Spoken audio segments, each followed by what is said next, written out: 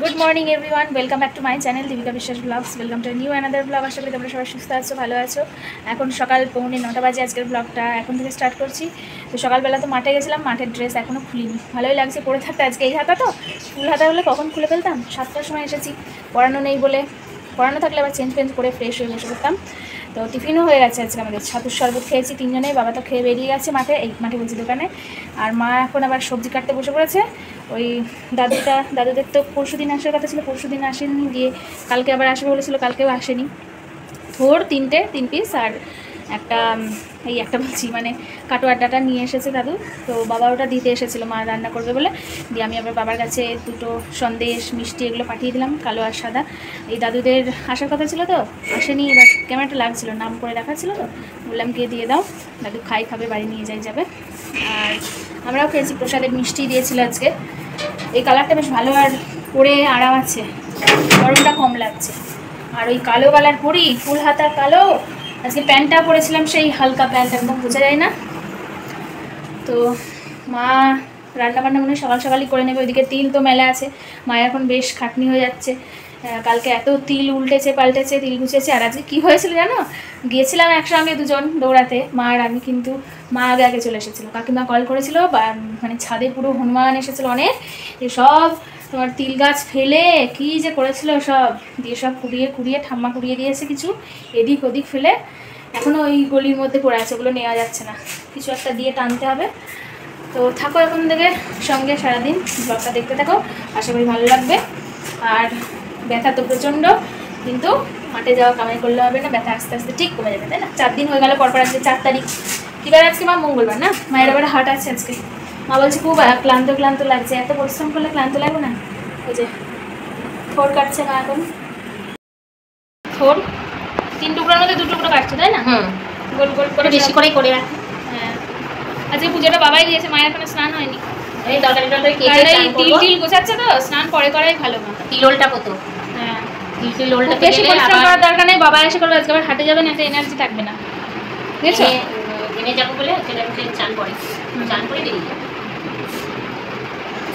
আমারও স্নান করতে হবে। এদিকে প্যান্টটা খুলে রেখেছে, সেই থেকে শুয়ে মোবাইল দেখছিলাম। এখন 11:15 বাজে, উঠলাম। মা এখন শুয়ে আছে, একটু পরে উঠবে। আর আমি এবার জামা কাপড় নিয়ে স্নান করতে ঢুকে পড়বো। খুব দেরি হয়ে গেল, ভাবলাম একটু তাড়াতাড়ি করবো আজকে, আর হলো না। চুল খুলতে হবে, আঁচড়াতে হবে। মোবাইলটার জন্যে, মোবাইলটা যেমন ভালো তেমন খারাপও, তাই না? সবাই জানে এই কথাটা। ভালো কাজে লাগালে ভালো, খারাপ কাজে লাগালে খারাপ। এখন 1 সপ্তাহ ধরে চলবে এরকম তিল গোছানো পালা। সবই তো কালকে দিনটা হয়েছে, তাতেই শরীর একদম কী বলবো, ক্লান্তি এসে গেল। গরমও পড়ছে, প্রচণ্ড গরম। আর আজকে তো সকালবেলা প্রচুর ক্ষয়ক্ষতি করলো হনুমান এসে। আমি মাঠে ছিলাম তখন, দীপিকা দৌড়াচ্ছে, আর ওই আমার একটা যা মনে হয় দীপিকার বাবার কাছে ফোন করেছে, দিয়ে বললো যে তোমাদের ছাদে সব হনুমান, সব তিল মিল সব গাছ এলোমেলো করে কী অবস্থা। সব এসে গোছালাম, আর লোকের ছাদে মাদে নিয়ে চলে গেছে। আর কালকে কতগুলো বার হয়েছে সেগুলো তোমাদের দেখায়। এই যেটাতে রেখেছি, দেখা যাচ্ছে অন্ধকার,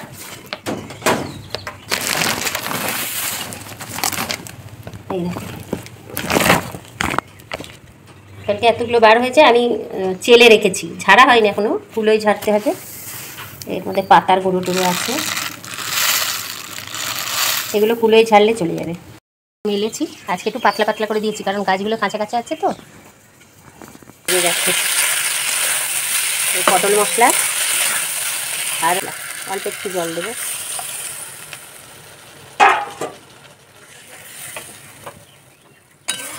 ঘেমে দেখো কি অবস্থা।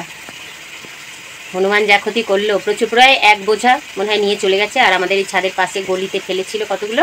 দীপিকার বাবা এসে আবার সেই ঝুলঝাড়ু দিয়ে, ঝুলঝাড়ুতে হেসো বেঁধে কিছু কিছু টানতে পেরেছে, আর কিছু কিছু এখনো পড়ে আছে। এত মানে জ্বালায়, আমাকে বকছে তুমি কেন মাঠে যাওয়ার আগে দিয়ে গেলে, এসে দিতে পারতে। আমি দেখছি দীপিকা রেডি হতে সময় লাগছে, ততক্ষণ একটু সময় রয়েছে, মেলে দিয়ে যায়, কাজ আগিয়ে থাকবে। ও বাবা, আগানোর জায়গায় বাড়িয়ে দিল একদম। দিয়ে টিফিন করারই সময় হলো না, সব 3 জনেই ছাতুর শরবত খেয়ে রয়েছি। ঠিক আছে, কি আর করা যাবে, যেটা ভাগ্যে থাকবে সেটা তো হবে না।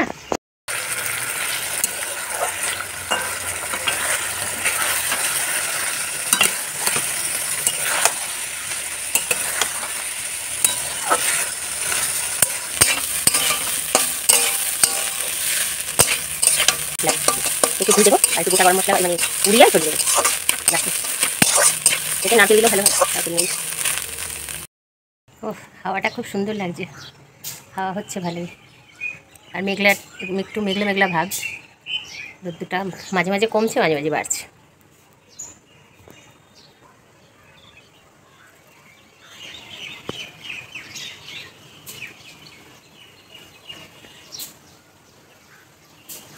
আমি এবার এই তিল গাছগুলো সব উল্টে দেব। সকাল থেকে এখনও একবারও উল্টাইনি, এবারে উল্টে দেব। আমাকে যা দেখাচ্ছে বিধ্বস্ত অবস্থা। এইবারে কঠিন কাজে রোদ্দুরে গিয়ে তিল গাছগুলো উল্টানো খুবই কষ্ট লাগছে, মনে হচ্ছে রোদ্দুরে যেতে। রান্না আমার কমপ্লিট হয়ে গেল। এবার তিল গাছগুলো উল্টে খাবার দাবার সব নিচে নিয়ে যাব, নিয়ে গিয়ে একটু রেস্ট নেব, তারপর ওর বাবা আসলে খাওয়া দাওয়া হবে। কালকে এইগুলো দিয়েছিলাম, এইদিকের এইগুলো এক ফিরা, আর এইগুলো এখনও 2 দিন 1 ফিরা করে দিতে হবে। এগুলো ভালো হাজেনি, এখন আর 2 দিন পরে দেবো। এইগুলোকে একদম গুছিয়ে কমপ্লিট করে তারপরে আবার এই কাঁচাগুলো দেবো। 1:30টার সময় আমাদের খাওয়া দাওয়া হয়ে গেছে, এখন 2টো বাজে। বাবা এই ঘরে খাটে শুয়েছে, মা নিচে শুয়েছে, আমি এই ঘরে শোবো। আর ভোরের খবর দেখছিলাম এতক্ষণ। খাওয়া তো অনেক 1:30টারই আগেই হয়ে গেছে বলো মা। বাবা বাড়ি আসলো 12:30, আজকে সকালবেলা ভারী তেমন কিছু খাওয়া হয়নি, সেই জন্য খিদে পেয়ে গেছিলো। দারুণ হয়েছে পটল মশলাটা, আর থোর ভাজাটাও দারুণ হয়েছে। আম খেলাম একটা করে, না খাইনি। প্রচণ্ড গরম, রোদ্দুর, তবে তিল টিল উল্টালাম, উল্টে ওই ওরকমই পড়ে আছে। আমি আর এসব গুছিয়ে যেতে পারলাম না। তো এবার হাটের জন্য রেডি হয়েছি, কিন্তু বাইরের দিকে তাকাতে ভয় লাগছে। আর আমার তো এইগুলো সব মনে হচ্ছে কালশিটে পড়ে গেছে, মানে রোদ্দুরে পুড়ে পুড়ে একদম কী অবস্থা। তো যাই, যেতে তো হবেই। তবে আজকে মনে হয় না বাজার সেরকম ভালো যাবে, কারণ ভোট গণনা অনেকেই দূরের দোকানদাররাও আসবে না। তবুও যাই, ডিউটি তো করতে হবে, করে আসি। দীপিকা ঘুমাচ্ছে, দীপিকার বাবাও ঘুমাচ্ছে। তো আমি রেডি হয়েছি, এখন 3:30 বাজে। তো যাই, টোটো দেখতে হবে। মাল গুছিয়ে রেখেছে ওর বাবা, কারণ আমি বললাম যে তুমি দোকান থেকে আসার সময় একবারে মাল গুছিয়েই আসো, গিয়ে আমার আর ওই মানে এনার্জি থাকবে না। ঠিক আছে, চলো টাটা। এই কখন ঘুমিয়েছি, 3টের সময়, 6টার সময় ঘুম ভাঙলো, এখন 6:22 বাজে। বাবা কল করেছিল, বললো হনুমান এসেছে কিনা দেখ ছাদে। আওয়াজ পাচ্ছ ফ্যানের আওয়াজই পাচ্ছ, আমার গলার ভয়েস পাচ্ছ, তাই না? মা গেছে ওই 3:30 নাগাদ, আমি তখন মানে সবে আসছে।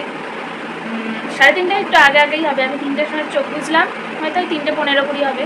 হাটে গেল মা, দেখি এবার উঠি, চোখে মুখে জল দিই, চুলটা বাঁধি, মানে এই খোপা করি আর কি, ফাঁকাই।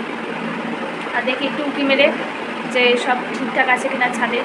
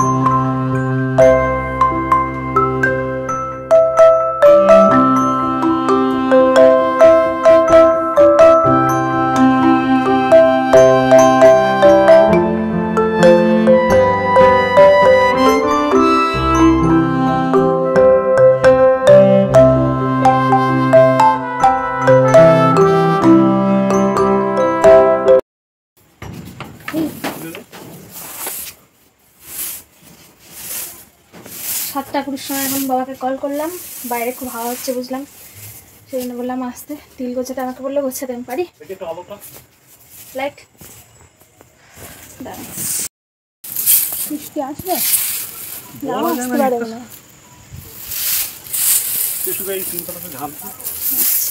বারো না সেটা উপরে চলে আসলাম তো খালি হাতে।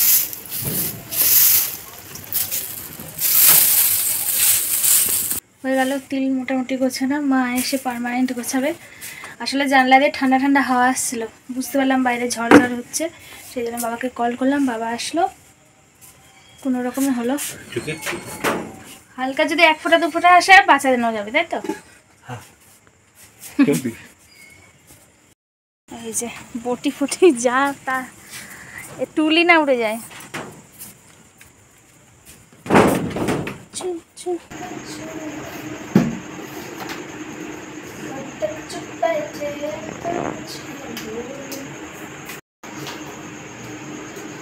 মানে 11টা থেকেও বেশি আছে, 11:30 জানি না। টিভিতে খবর দেখছিলাম, বাবা ঘুমিয়ে পড়েছে, এবার আমরা ঘুমিয়ে পড়বো। আমি আজকে যে ঘুমিয়েছি তারপরেও নাম ঘুমানো উচিত আমার আজকে, কিন্তু কী করবো, রাত্রিবেলা ঘুমাতে হবে, রাত্রের ঘুমটায় আসল। চুল বাঁধবো এখন, তারপরে ঘুমিয়ে পড়বো। বৃষ্টি 1 ফোঁটা 2 ফোঁটা মনে হয় এখনো পড়ছে। তিল গুছিয়ে নিয়েছি মা আর আমি দুজনে। আমি ভাত খেলাম, ওরা দুজন খেলো চিড়ে, আম দিয়ে, দুধ দিয়ে, মিষ্টি দিয়ে। তো কালকে আসছি নতুন ভিডিও নিয়ে। সবাই সুস্থ দেখো, শুভরাত্রি।